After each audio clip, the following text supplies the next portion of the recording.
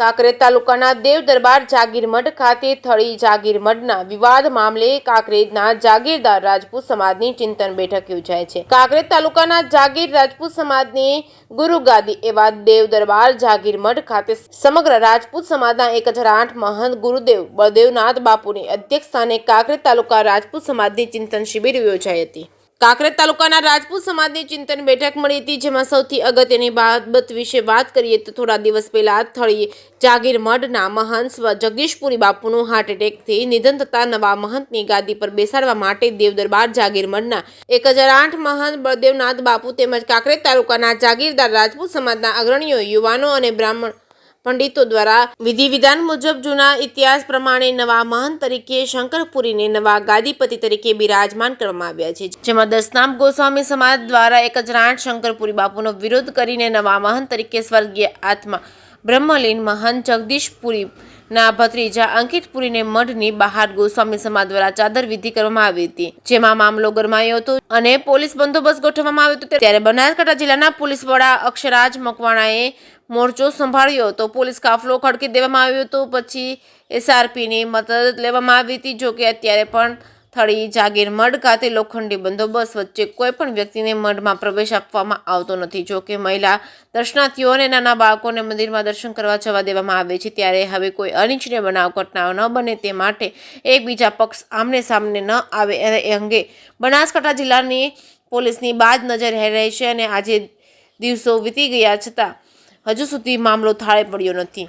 ત્યારે હવે કાંકરેજ તાલુકાના જાગીર રાજપૂત સમાજની ગુરુગાદી એવા દેવ દરબાર જાગીર મઠ ખાતે 1008 મહંત બળદેવનાથ બાપુની અધ્યક્ષસ્થાને ચિંતન બેઠક મળી હતી, જેમાં અગત્યની બાબત વિશે વાત કરીએ તો કાંકરેજના નેપાળના રાજાના રાજકુંવર અણઘડનાથ ઓગણનાથ સંપ્રદાયનો 450 વર્ષ જૂનો ઇતિહાસ રખાયેલો છે। રાણી અલ્હાબાઈ એક તોપ પણ થળી જાગીર મઠ ખાતે ભેટ આપવામાં આવી હતી, જે આજે પણ મોજૂદ છે। ત્યારે હવે કોઈ પણ મઠ ખાતે કાંકરેજ તાલુકાના જાગીરદાર રાજપૂત સમાજ દ્વારા નવા મહંતની ચાદર વિધિ કરવામાં આવે, જેમાં થરા રાજવી પરિવારના પૃથ્વીરાજસિંહ વાઘેલા અને કાંકરેજ તાલુકાના જાગીરદાર સમાજના પ્રમુખ કરણસિંહ છત્રસિંહ વાઘેલા અને ઉપપ્રમુખ વીડી વાઘેલા, સુખદેવસિંહ સોઢા, બનાસકાંઠા જિલ્લાના મહાકાળ સેનાના પ્રમુખ શૈલેષભાઈ સહિતના મોટી સંખ્યામાં રાજપૂત સમાજના અગ્રણીઓ, યુવાનો ખાસની ઉપસ્થિતિ રહી હતી। જે કેસની ગુજરાતી સાથે ચહેરસિંહ વાઘેલા, કાંકરેજ।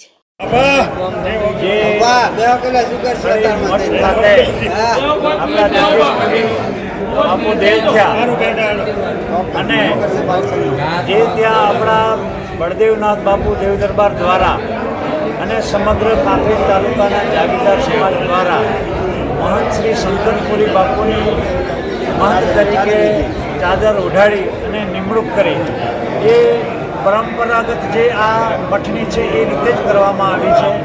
આ મઠની પરંપરાગત 500 વર્ષ જૂની અમારા ભારત પાસે ઇતિહાસ છે કે જ્યારે પણ થળી મઠની અંદર મહંત દેવલોક પામે ત્યારે દેવ દરબાર મઠથી મહંત પધારે અને કાંકરેજ તાલુકા અને થરા દ્વારા જે જાગીરદાર સમાજ છે એ ત્યાં આવી અને જે યોગ્ય લાગે એવા એમના શિષ્ય હોય અથવા શિષ્ય ના હોય તો દેવ દરબારથી શિષ્ય લાવી અને ત્યાં મહંત તરીકે બેસાડી શકાય છે, એવી પરંપરાગત છે। એ જ રીતે અમે પરંપરાગત રીતે જ મહંત ત્યાં બેસાડ્યા છે। જે ગોસ્વામી સમાજ દ્વારા બાપુ પર આક્ષેપ કરવામાં આવ્યા છે કે ખોટી રીતે મહંત બેસાડે છે, બિલકુલ નિંદનીય છે।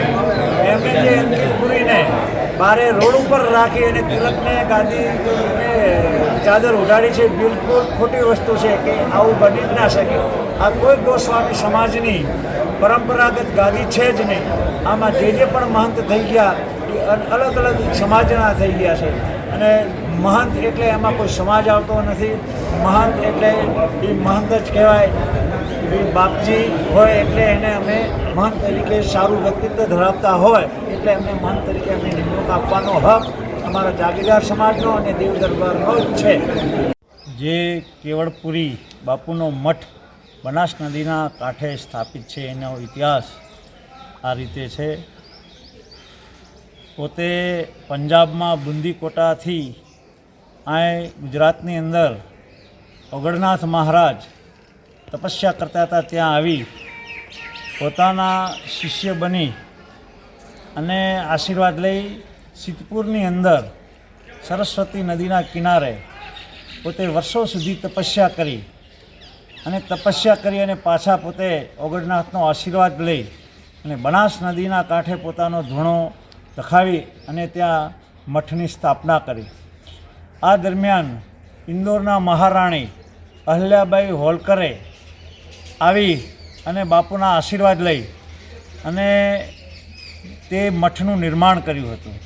આ દરમિયાન 1516માં જામાજી ખેમાજી વાઘેલા દ્વારા 1000 વીઘા જમીન ગૌચર માટે અને આંબલુણ ગામ અને ઓઢવા ગામ છે એ અહલ્યાબાઈ હોલકરે દત્તક લઈ અને થળી મઠને અર્પણ કરેલું હતું. આ બંને ગાંવ દ્વારા થળીનું નિર્માણ ચાલતું હતું. એ દરમિયાન જે કાંકરેજ તાલુકાના જાગીરદાર સમાજના જે ગામો રહ્યા એ ગામોમાંથી પણ દાન આ મઠને મળતું હતું. જ્યારે આ મઠની અંદર કોઈ પણ ગાદીપતિનું ડેવલોપ પામે એ દરમિયાન ત્યાં નવા ગાદીપતિ બનાવવા માટે દેવદરબારથી જે મહંત સ્થાપિતો એ મહંત થરા સ્ટેટમાંથી જે પણ એ વખતના રાજા હોય એ અને કાંકરેજ તાલુકાના જાગીરદાર સમાજ દ્વારા ત્યાં નવા મહંતનો બેસાડવામાં આવતા હતા. આજની સુધી જે છેલ્લે જગદીશપુરી બાપુને 1999માં મહંત તરીકે સ્થાપિત કર્યા એ અમારા કાકાશ્રી ગજેન્દ્રસિંહ રણજીતસિંહ વાઘેલા અને જાગીરદાર સમાજના વાઘેલા અને કંબોઈ અનેક ગામો હાજરીની અંદર મહંત તરીકે જગદીશપુરીજીને બેસાડ્યા હતા. આ જે મઠ રહ્યો એ સીધો દેવદરબાર જાગીર મઠની અંડરમાં આવતો હતો, કારણ કે કેવળપુરી બાપુ હતા એ ઓગણનાથના શિષ્ય હતા અને ઓગણનાથના શિષ્ય હોવાથી તે એ મઠ આ દેવદરબાર જાગીર મઠના સાનિધ્યમાં રહેતો હતો. આ ઇતિહાસ આ અત્યાર સુધીનો આ મઠનો છે. બોલો ઓગણજી મહારાજ. આજે જે થળી મંત્રના સ્વામી શ્રી ગજાનંદ જગદીશપુરીજી મહારાજ દેવલોક પામ્યા પછી જે અમારી પરંપરા છે કે એક મંત્ર દેવ થઈ જાય અને બીજા મંત્રની ડેડ બોડી પડી હોય અને નવા મંત્રની નિમણૂક કરવામાં આવે છે. એ સત્તા દેવદરબાર મંતની છે અને મારી થળી જાગીર મઠ મારું છે, મારું રહેશે. આકાશ ને પાતાળ એક થઈ જાય છે તો ગરબારી બાવાનું કોઈ પણ આમાં કશું લાગવાનું અને એમનો કોઈ ઇલાજ હોય, કોઈ કાગળ લાવે, કોઈ પુરાવો લાગે તો ચાલો દેવદરબાર સુધી એમને આપી દેવું. તમારું બાવાનું આમાં છે શું લે મને એ પહેલું તો તમે ખબર પાડો. કેમ કે હરિપુરી મહારાજ જ્યારે મોણેકપુરી દેવ થઈ ગયા એ વખતે હરિપુરીને દેવદરબારથી મેળવામાં આવેલા છે.